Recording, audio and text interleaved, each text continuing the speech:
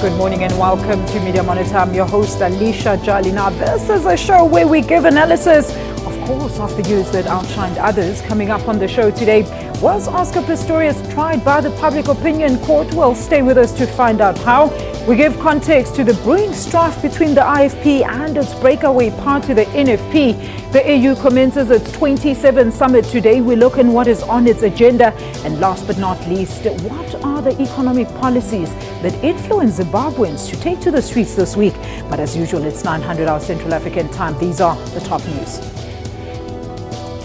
With just 3 weeks to go until the August 3rd poll, political parties are pulling out all the stops to woo voters. The Independent Electoral Commission says it is, of course, looking into matters in terms of the possible verification of addresses of the voters' roll in the area in the Northwest. And in your sports news, world number one Serena Williams is the 2016 Wimbledon Women's Singles Champion, equaling Steffi Graf's record of 22 Grand Slams in the Open Arena.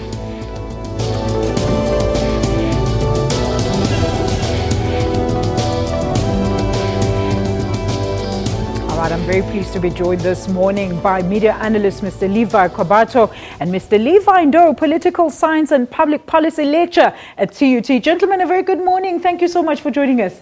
Good morning. Morning. All right, and of course later we'll be joined by Mr. Protes Madlala from our Durban studios. But first, as usual, Ms. Ntswaki Shweshwe Koo with our weekly digital news. Ntswaki, a very good morning to you. What a busy week on digital and social media. But let's start with the news that we're leading this week. Okay, so this week, social media was dominated with news of Oscar Pistorius and what's been happening in Zimbabwe with the Zim shutdown, and we also saw that shooting in Dallas. But let's start with Oscar Pistorius. We are going to talk about this on the show, so I'll just glance through it. So he was sentenced 6 years in prison, and South Africans and the world across has not been really happy with the judgment. And we saw a lot of people reacting to the judgment. And I want to read here a tweet by Carl Pistorius. Carl Pistorius is Oscar Pistorius' brother. Now, he said, "I have the utmost respect for Judge Masipa. She's a remarkable woman, #wise woman." And of course, that tweet alone caused a lot of stir on the social media platforms. And Jay Cardiman says, "South Africa, you have failed Riva, the woman of your country again. Oscar Pistorius is a coward." Now, these are some of the conversations that we saw around that Oscar Pistorius judgment. All right, what else kept you talking this week? Okay, this one's been very interesting because the SABC has been making news headlines for the past few weeks now. So the ANC's chairperson of the Portfolio Committee in Communication, Jackson Mthembu, called a press briefing in which he updated the media on the stance of the ANC with regards to what's been happening at the public broadcaster. Now, a lot of interesting conversations coming out there. And I want to read this one tweet here from the Zwelinzi Mavavi. And what he says is, of course, excited by Jackson Mthembu's stance in defense of media freedom.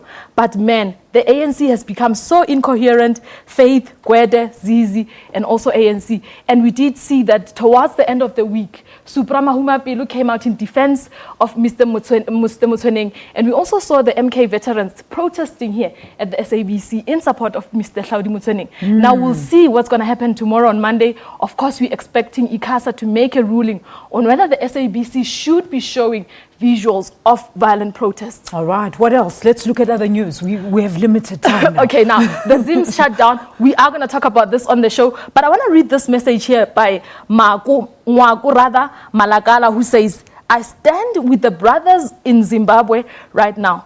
A country belongs to the people and not politicians." All right. And of course, this is some of the messages that came out following that shutdown that we saw earlier this week. Some other interesting news in Juba.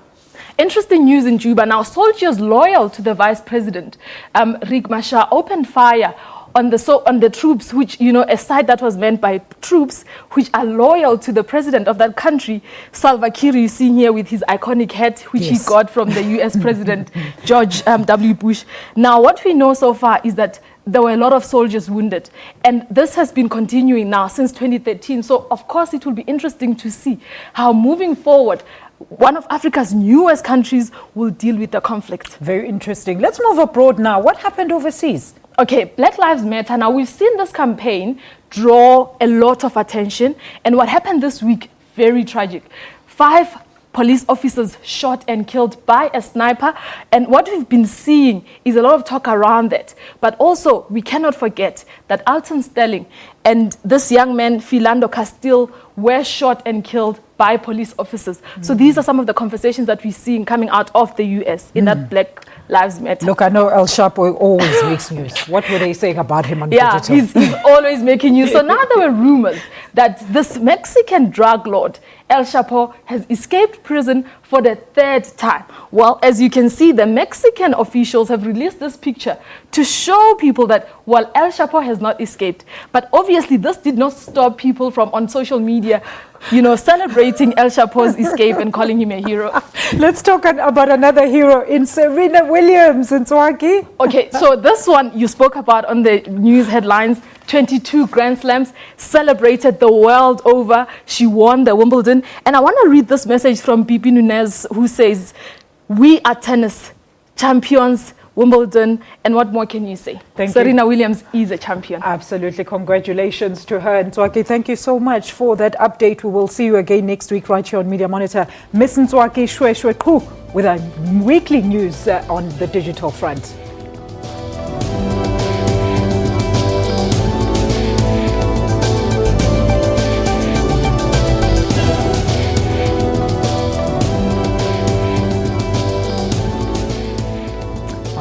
I've got 2 Levi's this morning. I don't know where to start, but gentlemen, I just want to hear, in terms of the trending news this week, what piqued your interest? Let's start with you, Levi.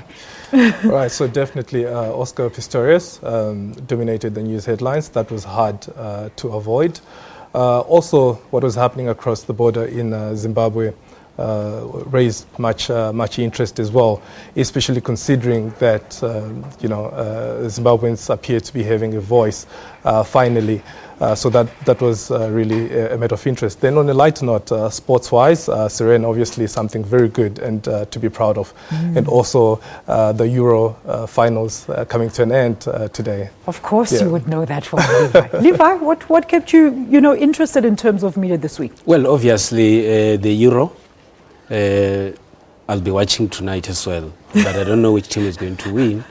But also quite interesting are the campaigns with the different political parties in South Africa for local government elections. But something quite worrying as well about the elections is the violence that is associated with the campaigns. Different people that are competing from different parties and those within same parties actually going to an extent of killing one another, which is quite unacceptable. That's one other area that is actually occupying the media space in the Republic. Levi, what else kept your interest in terms of digital media this week? Well, digital media, the shootings in the US, that was something that was quite huge as well. Then across the border, well, not so much, but in Zambia, there are elections coming up. There was a lot of activity coming from the Zambians as well regarding upcoming electoral processes. There's a referendum, then general elections. So there's a lot of talk as well, and it's something to continuously keep an eye at as well. Levi? The African Union is meeting, and obviously we're going to have a change of leadership. And we're going to talk about that later. We're quite optimistic of what is actually going to happen in a week's time.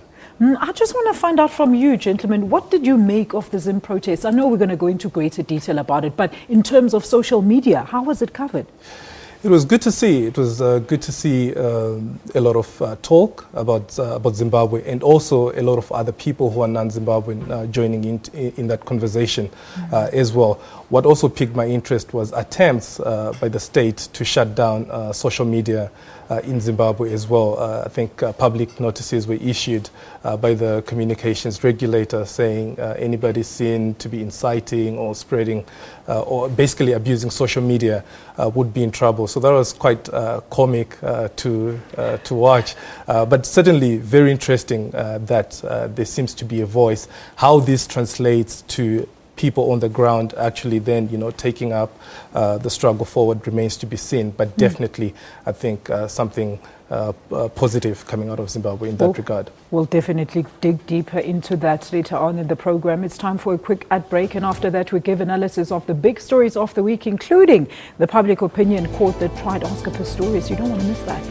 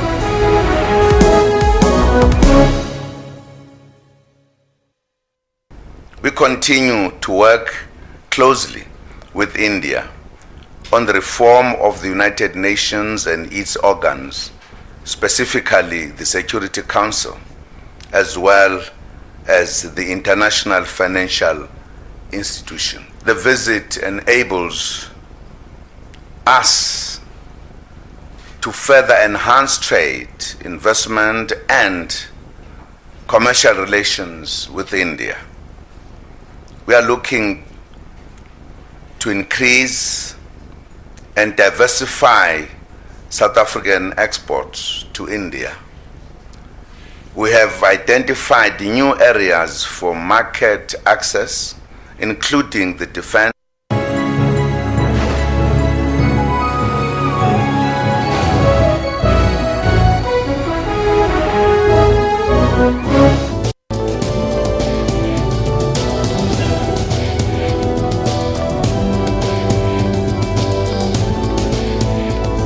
This is Media Monitor. Welcome back. Well, for most part of the week, hogging headlines across all media platforms were the reactions, of course, to Oscar Pistorius' 6-year murder sentence. The general public is divided on the fairness of the sentence passed by Judge Thokozile Masipa. Delivering her sentence, she cautioned against public opinion as a determining factor in sentencing the convicted Olympian. Gentlemen, let's start with you, Levi. Let's start with this, Levi. What was your opinion? Well, one must start off by saying that obviously the Pistorius case drew a lot of public attention, and especially when it went it went for review. That was when everybody was saying, indeed, that is what we're saying, that indeed Oscar Pistorius killed that person, because it was changed from culpable homicide to murder. And the conclusion that the public would actually have is to say that with murder there is nothing else. It can be debated, it can be argued, it must be 15-year sentence. And what the public does not do is to focus on a number of other factors that will then convince or make the judge to take a decision. And unfortunately, you will realize that it took some time for both sides, the defense and the NPA, to argue in court. But then we don't pay much attention to all those things. And that is what the judge listens to all the time. One other aspect that I recall, it's when the Pistorius defense had to show the public how vulnerable he might be if he's under attack. And I think those are some of the issues that the judge had to look at. But also, our knowledge as the public about legal issues is quite limited, because we've got very few people who go and actually study law. And what we actually resort to, we mainly resort to common sense. And we think judges apply common sense. And unfortunately, that is not the case. They actually look at a number of aspects until they then come to a final decision. Well, let's hear what Judge Masipa said when she came to a final decision. Our courts are courts of law, not courts of public opinion. It is appropriate at this stage to say something about the limited role of public opinion in sentencing as set out in S. vs. Mhlakaza and another 1997-1, SACR 515, SCA in brackets. There, Harams J.A. stated inter alia that the object of sentencing was not to satisfy public opinion, but to serve or lead public opinion or the public interest. Your opinion, Levi? Yeah, I mean, she's definitely right. The role of public opinion is very limited here. But I think what was overlooked at the same time is the role of public confidence in the judiciary and, in the legal systems of the country. And right now, I'm sure public confidence in the judiciary when it comes to this case is very low. And that's why you had I think Judge Minister Masuta coming out last night saying, we now need to, have confidence regained, and this is not really a reflection of the judge herself, and so on and so forth. So there is that aspect, and Levi made mention of the fact that we are not lawyers. Most citizens are not lawyers. So there's again room, I think, for people to get in touch with the courts, for the courts to also do a lot more in opening themselves up to the public. So there's a whole narrative or a whole idea around the concept of open justice lurking around this case. So much that citizens are able to grasp and become aware of these possibilities within law. And sometimes also you'd want to see a lot more empathy. It's quite clear that Judge Masipa had empathy for Oscar. But what of the victims? What of the Steenkamps? And so on and so forth. That's what a lot of people are so that's asking. where the sense of injustice would come from. We saw River's father in court, and that is a broken man, in my view, and not necessarily Oscar in this case. But this is what we have now. It remains to be seen if the state is going to appeal this one or not. But look at it. It's how many years of court? About 3 years of court, then a 6-year sentence. So. But gentlemen, don't you think that media's way of coverage in terms of this case actually heightened public expectation when it came to how the judge was going to sentence Oscar? Well, I think it's also about how we responded as citizens as well. One thing that we, as South Africans, were very fortunate to have is that some of the channels will show the entire case from morning up until late, so that if for those who are having an interest, they will sit down and watch so that they're able to know and understand what is going on. But now the issue as well is that we actually believe in what it's written in black and white to say murder is 15 years, we don't want to hear any other thing else. And unfortunately, you have a situation wherein, obviously, Judge Masipa had to look at Pistorius' condition. In South Africa, we talk about the special attention to people that live with disabilities. It might have been another aspect that Judge Masipa might have looked at. But also, I think the lawyers that were representing Pistorius went all out to say, we are aware that all this has actually happened, but what their strength was to put an emphasis on his condition and at the level of remorse, and which I think they've tried their best to talk about. But unfortunately, as the public, we don't care about remorse, will say, River has died, she's not here with us, and you must actually be punished for what you've actually done. You know what I found interesting, gentlemen, and I know we've run out of time, but a lot of people actually drew a lot of comparisons to some of the various cases of murder, as well as the SABC journalists that were robbed, saying, people rob people and they got 15 years. And, they were trying to, see what kind of sense this made. But unfortunately, we've run out of time. We're going to take a quick ad break. Joining us after the break is political analyst Proteus Madlala. Do stay with us.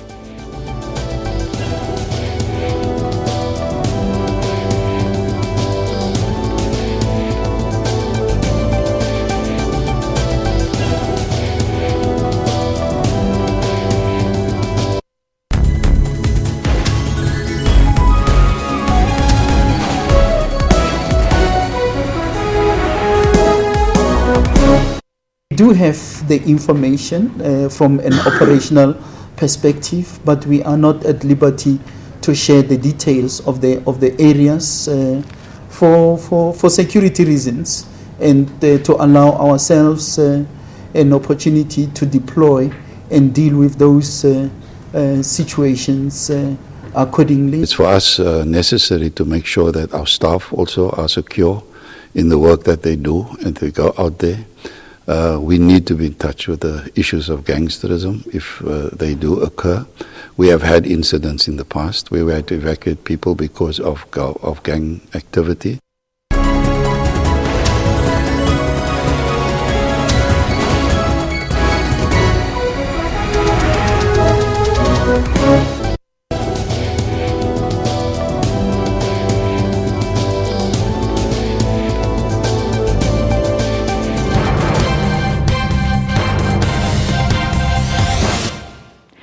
Election news now. If media reports are anything to go by, then the war of words between the Inkatha Freedom Party and its breakaway party, the National Freedom Party, is on the verge of worsening. The bone of contention seems to be the threats that IFP leadership alleges were made against its supporters by the NFP.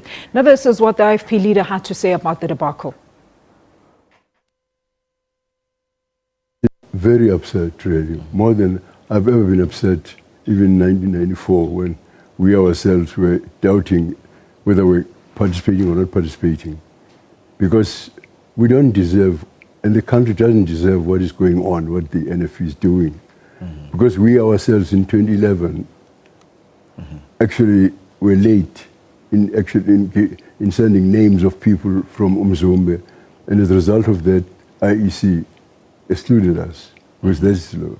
Now, they've been a series of things which are very provocative, which they are doing clearly because they are trying to bait us to retaliate, so that the IEC finds itself without any option except to say that there can't be an election there because it cannot be a free and fair election. And for this discussion, let's now welcome Mr. Proteus Madlala, a political analyst who joins us from our Durban studios. Mr. Madlala, a very good morning to you. Thank you so much for joining us on Media Monitor. Good morning.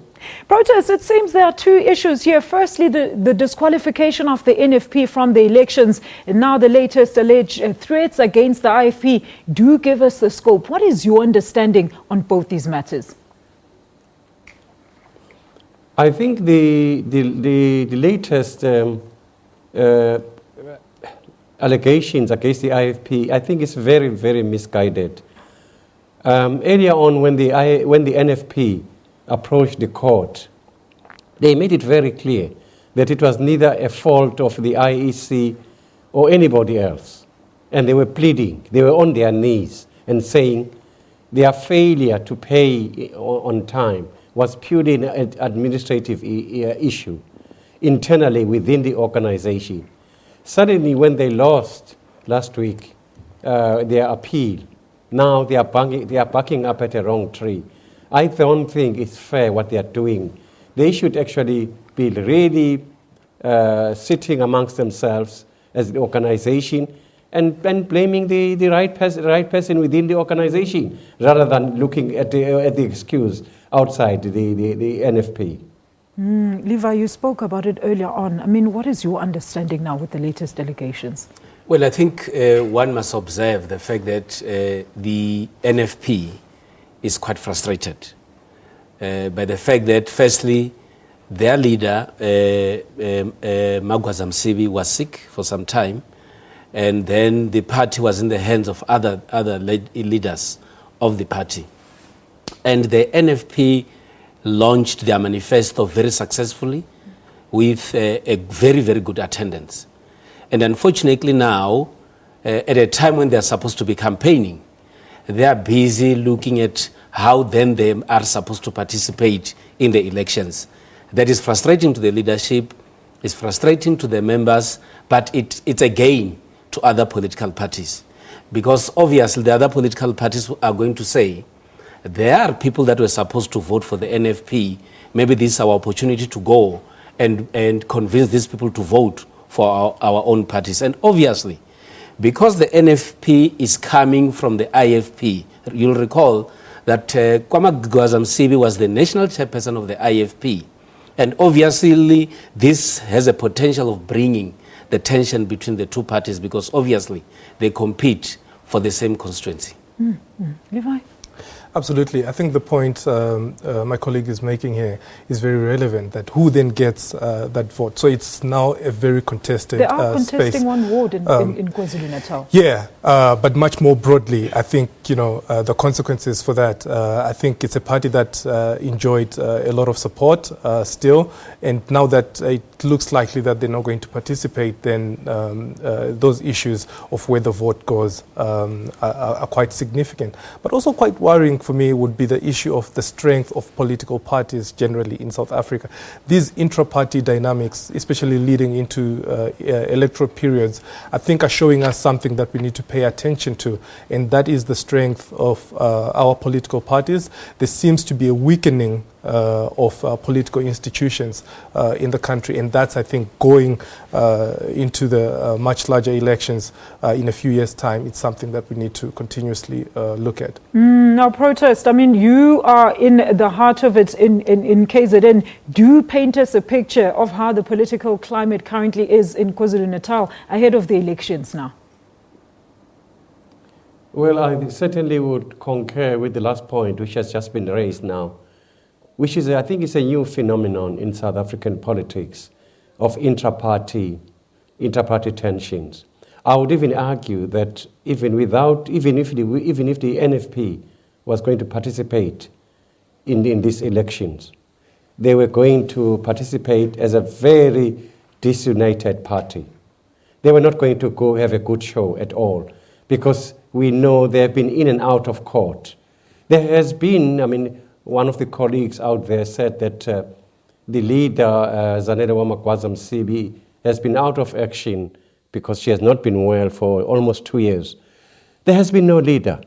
There have been so much tensions. There have been even not only tensions, there have even been killings.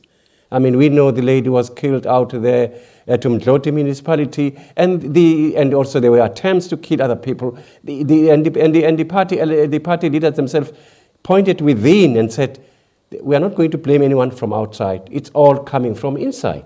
So they were going to go to these elections as a very disunited team at all. Well, also we see in other organizations as well, like the ANC too. Well, let's wait. Even the IEC has just warned at a press conference 2 weeks ago that come the day when the names of candidates are released, then they were fearing that there's going to be tensions and violence because people that nominated certain candidates which are not going to be on the list. So it's a new worrying phenomenon within political parties, this intra-party tensions and killings and whatever you call it. People are going to be very, very unhappy with candidates that are going to be on the list. Gentlemen, Levi.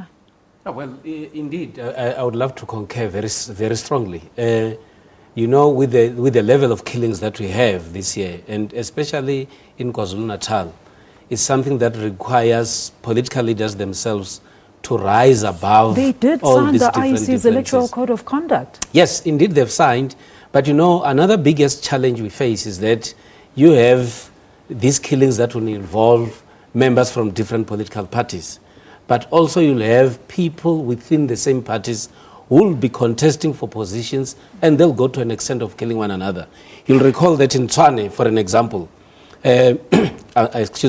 before the announcement that Toko Didiza is now going to be the mayoral candidate, somebody was killed. This is something that you expect from political parties to say, enough, it's time that we must have peaceful elections in South Africa without a single death. Unfortunately, this is actually going on all the time, and I think parties themselves must do something about it. And the media as well must do a whole lot more. Most media coverage, certainly in the very mainstream media, tends to look at similar issues at a much more broader level and a national level. So maybe after this election, media will have an opportunity to reflect and look at how they cover a local government or how they cover very local issues and how that translates into sort of a national outcome in governance as well. So for me, that's certainly the angle that media should take and say, wait a minute, how come a lot of these things, because they've been going on for the past 2-3 years, but we're not given sufficient spotlight. And now that we're in election season, yes, it's well and good that we're now looking at that level of local governance. But I think post August 3, we must be able to see sufficient resources being deployed by media to cover local government issues, because there are serious contestations there. Very interesting that you raised that point, Levi. We're going to take a very quick ad break, and after that, Dr. Nkosazana Dlamini-Zuma's tenure as EU chairperson is coming to an end. But what legacy is she leaving behind? That's the question we ask after this break. Do stay with us.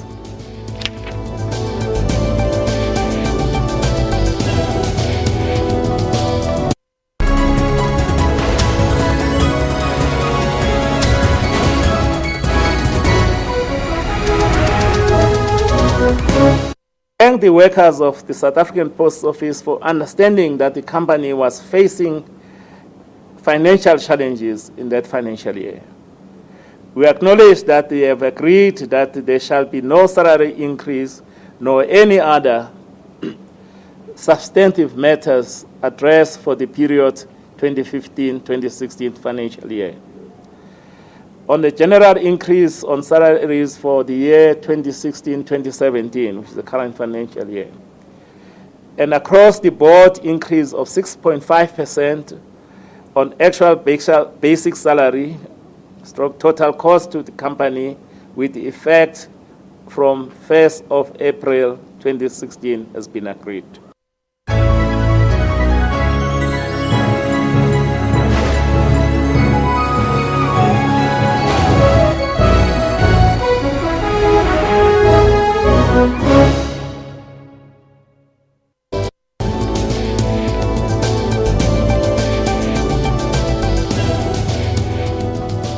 Welcome back on AU Matters now. The African Union kicks off its week-long summit in Kigali in Rwanda today.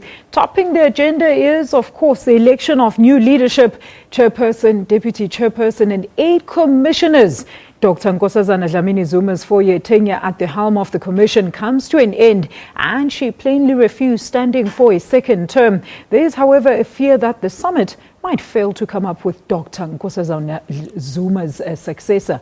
What do you read into this, specifically when it comes to who's going to succeed Dr. Nkosazana Dlamini-Zuma, Levi?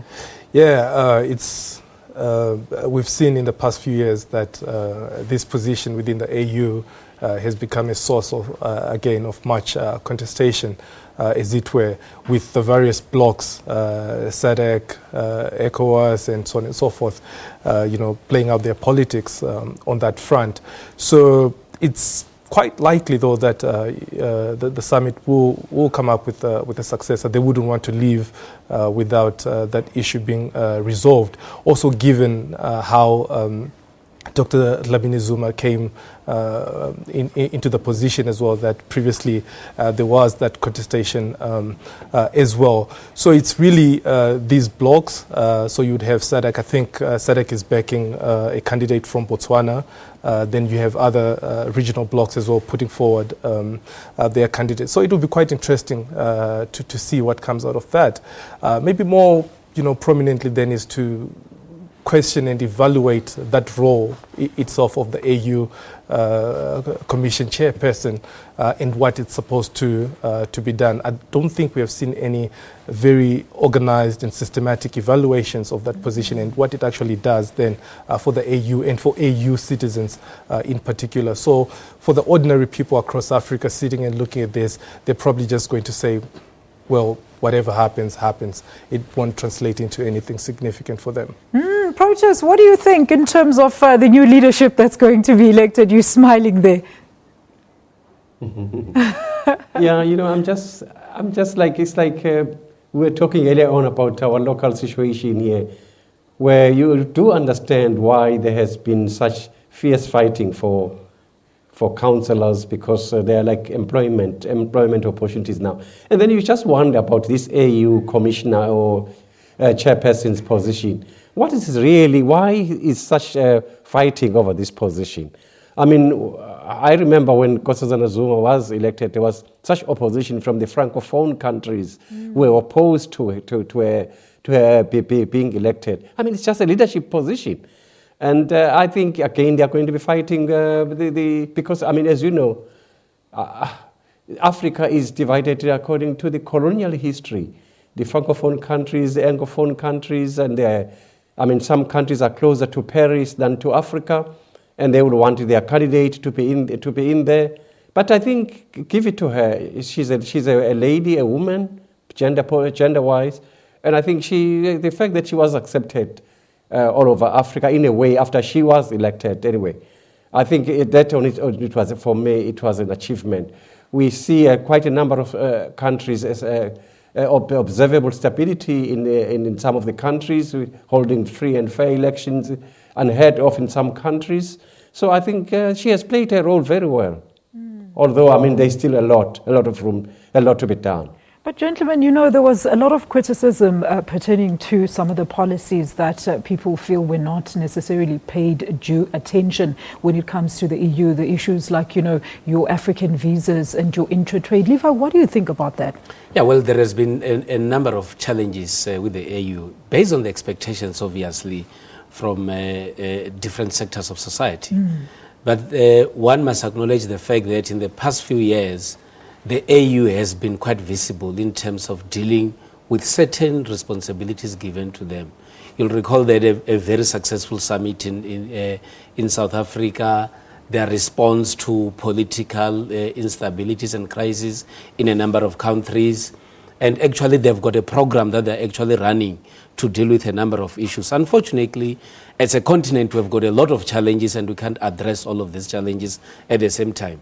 But one other issue is that if you still cannot agree on leadership, it's also a challenge on itself.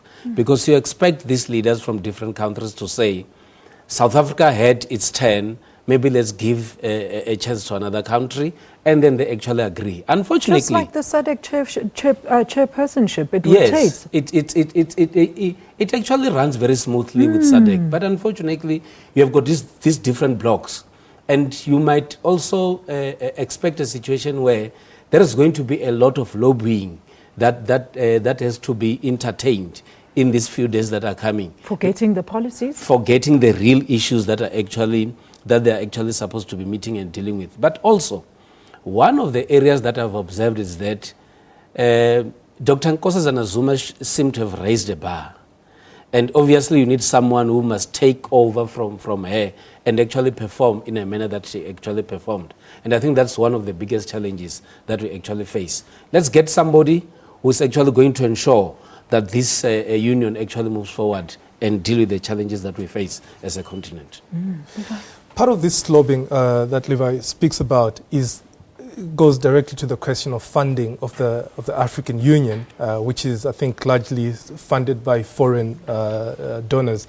It is something that the AU has consistently failed to address. So in terms of the autonomy of the AU, to then say, can you really speak for Africans if you're not being funded by Africans, as it were? I mean, recently we've seen the AU shift its position on Palestine, for instance, basically pushing the people of Palestine under the bus in favor of Israel. And that's something, ideologically, it's something Africa should never be able or is not supposed to do as easily as has happened. So I think as the summit goes on, it's also time for EU citizens to bring the question of funding, who's funding the AU, how are its programs supported, and how can African citizens be allowed, to participate in all those processes. So you get frameworks like the Agenda 2063 and so on and so forth, which speak about citizen participation, but nothing really systematically is done, or no effort is made to then bring in citizens' voices in that. So I think for the next commissioner or for the next leader of the AU, this is something that really needs to happen. And it's also time African citizens put a burden on the AU to put so much pressure to say, we want our voices heard in there and we want you to listen to us. African solutions for African problems. Well, Sarah Kimani, our East African correspondent, is attending the summit. And of course, she joins us on the line now. Sarah, very good morning to you. Do briefly take us through some of the issues that are topping the agenda at the summit today. Well, so today there is a meeting continuing of women. They're calling it Gender is My Agenda campaign, where they'll be discussing the steps that have been made so far in attaining the goals of women's rights and, equality and empowerment of women. The summit proper does not begin until tomorrow. Sarah, look, give us the whole scope. Who among the 3 nominated candidates for the position of AU Commission Chair actually carries more clout to replace Dlamini Zuma? Well, what looks likely is that the candidate from Botswana will carry the day. This is because, one, she's a lady, and secondly, she comes from the SADC region. And the argument right now is that the fact that Dr. Dlamini Zuma did not finish her term, and being a candidate who had been backed by the SADC region, then it is only fair that a candidate from the SADC region carries on. However, there has been also Senegal calling for the postponement of the elections. They want to bring in their own candidate. That has not yet been discussed here. We are waiting to see whether that will carry the day. Now what we know is that the election will go on. Other issues that are expected on the table is discussions around women's rights and human rights. The whole of this summit will be concentrating on issues of women. And already they have been discussing what is known as the Maputo Protocol, a treaty instrument that discusses a kind of ways of seeing that women are not discriminated upon, and especially traditional African harmful cultural practices are done away with. Thank you so much for that update, Sarah Kimani, live to us on the line from Nairobi, Kenya. Protests, what do you think of that? I mean, they seem to be focusing on the issues of gender parity and how far women have come. And now we've just heard that the elections might be postponed due to some misunderstandings or unhappiness with some of the people that have been put forward. What do you think is going to transpire? I think it brings back the earlier point I raised, the issue of blocks. Historical blocks of Francophone, Anglophone, and I think the AU has lost it. I mean, Africa has got enormous problems they are facing, like what the colleague raised, the issue of the AU being financially independent. And I think that's one issue which is going to make them. And also, I mean, the economists are warning us. They say, if you want to invest, Africa is an area to grow. I think they should balance whoever they're going to elect. The issue of gender for me is not really important. I think the issue is someone who can address political issues and also economic issues, because Africa as a continent is very hungry. Someone who can really look at the economic interests, the business interests that are there, the potential. They say it's the continent that is so rich with potential for economic growth. I think that's where I think that they should focus rather than historical differences. I mean, we as from South Africa, we are viewed as from another continent, to put it bluntly. And then we as South Africans also view the rest of Africa as another continent. But having said that, I think we should have that behind us and put the interests of Africa ahead of everything. You know, he mentioned something very interesting, protest there about being financially independent, the African Union. I mean, there was noise made after the Brexit that the AU should actually take heed and actually try to be moving away from the colonial sponsorship. What do you think, Levi? Yeah, well, you'll recall that in one of these African summits, there was a rumor that some countries are being funded from outside. Absolutely. And other foreign countries have a very strong interest in who then succeeds to become the leader of the AU. Yes. Because they also want to use this person to influence the Africa's agenda. But I think there are serious issues that the AU has to focus on. Firstly, the AU has to focus on skills development, especially for young people.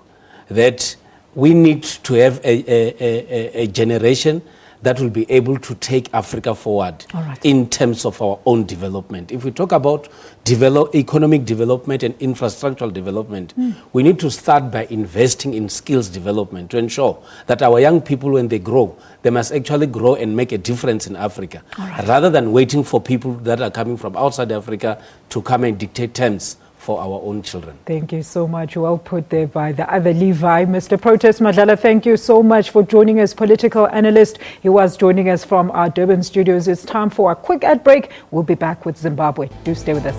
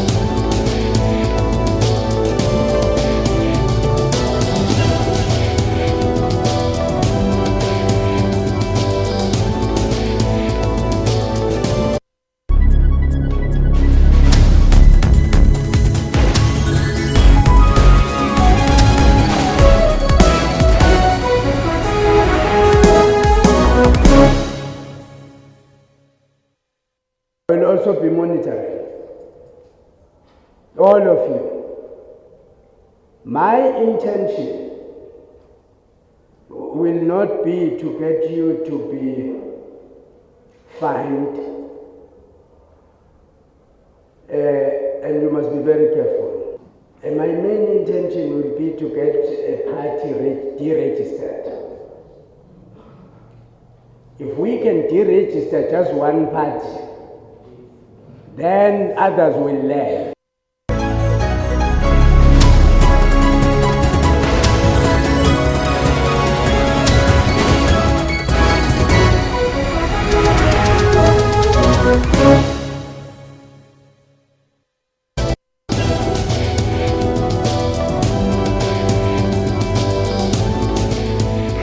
Welcome is back on a neighboring Zimbabwe following a total shutdown by civil servants who were protesting over the non-payment of salaries.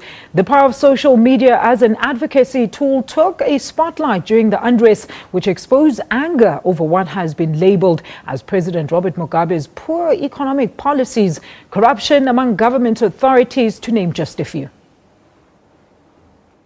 I do guarantee you that there is something that we shall do next. It can't stop here. If government does not listen to us, then we have a next step. It's our democratic right and our constitutional right to express ourselves within the law. And we will do that. We are protesting that Mugabe must go. I think that's the main cause. Because we are going to work, but we are not receiving anything. No salaries, no what. Just working like slaves. If people don't feel that the current government is not doing anything for them, I think the best way for them to do is to vote them out. Very worrying views indeed, gentlemen. What is your reading into some of the voices that we heard just now? Well, this is just a clear indication that Zimbabwe is in a crisis. And fortunately, most of us saw this coming. There has been a gradual collapse of the economic growth in Zimbabwe. For some time. You'll recall that the Zim dollar at some stage didn't have a single value, and then they moved on to the dollar. And that is why as well you're getting a situation where the ordinary citizens now in Zimbabwe are actually feeling the pain, and they're getting extremely frustrated on a day-to-day basis. But I think it's time now for Zimbabweans themselves to come together and say, including the leadership, to come together and say, it is time for us to do something about our own country. Otherwise, we're going to see Zimbabwe collapsing into its own knees. How do you explain as government a situation where civil servants are not being paid? How do you explain a situation where, how do you go and face the people that are hungry as a leader? It's frustrating to the citizens. It's also frustrating to the leadership. And I think they need to sit down and find ways and means to ensure that Zimbabwe becomes better rather than what it is now. But now to turn that around and call it a plot to topple your governance, I mean, Levi, what do you think? Yeah, how do you explain that Robert Mugabe at 92 was the leader of the African Union as well? So it's paranoia setting in, and obviously we are seeing the last days of the Robert Mugabe presidency in Zimbabwe. It's quite good that citizens are speaking out. For the longest time, I think in close to a decade, we hadn't seen anything like this come out of Zimbabwe. So frankly, people are at a point where they feel they are tired, they need to speak up, they can't stretch any of their patience any further, and it's time, to put pressure on this regime. And obviously, if you want to stay in power, you come up with all sorts of accusations against your citizens. You accuse them of wanting to topple you, you accuse them of nefarious regime change agendas and so on and so forth. So it's really to be expected that this is the response that we're going to see. I think what's needed at the moment is we've seen a lot of violence, state-sanctioned violence. We've seen police officers beating up people. There's videos, pictures going viral at the moment. So I think what would be interesting for countries like South Africa and the SADC bloc especially is to then have an eye on this and begin to say, wait a minute, we cannot accept this, we cannot accept brutality, we cannot accept freedoms of expression being removed or limited under those circumstances. Levi? Yeah, well, but then if I have to concur with my colleague, it is not something new to hear President Mugabe saying that there is a plot to topple me. You'll realize that most leaders will be deputizing him. If they are seen to be having an ambition to take over from him, they will be. He will always say that no, there is an intention to topple me.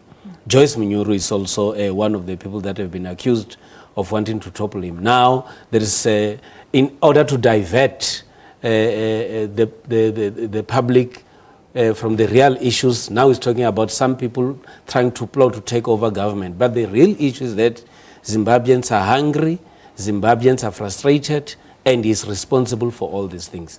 And maybe it's time, as I want to repeat, for them to come together and say, Daddy, you have done your part, please allow other people to come in so that something might become better. A very quick one. What needs to change in terms of policy, Levi, before we look at the tweets? Leadership. I think there's need for new leadership in Zimbabwe. Before you even talk of anything, you just need to push the restart button and start afresh. And what the movements, the new movements are doing outside of NGOs, outside of political parties, is what Zimbabweans really needed. And so it's finally that time to say they should create their own vision. They should speak about the country they want to see going forward. All right, gentlemen, let's have a look at what people on social media are saying. Hlonye Nyetanyane says Judge Masipa made it graphically clear that there is only a year's difference between culpable homicide and murder in relation to the Oscar Pistorius case.